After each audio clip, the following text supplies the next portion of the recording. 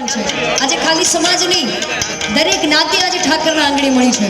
એટલે જેટલા પણ બિરાજમાન છે બધાને વિનંતી કરીશ કે તમારા ફોનની ફ્લેશ લાઇટ ઓન કરી હાથ ઊંચો કરીને જેટલા પણ છેલ્લે બાલ્કની સુધી જેટલા પણ છે બધાને, કેમ કે આવતીકાલે તો ઇતિહાસ રચાવાનો છે. બહુ મોટી સંખ્યામાં અહીંયા મહારાજ થવા જઈ રહ્યો છે. પણ આજે આપણે જેટલા પણ બિરાજમાન છે આપણે યાદગાર અવસરે જેટલા પણ બિરાજમાન છે બધાને વિનંતી.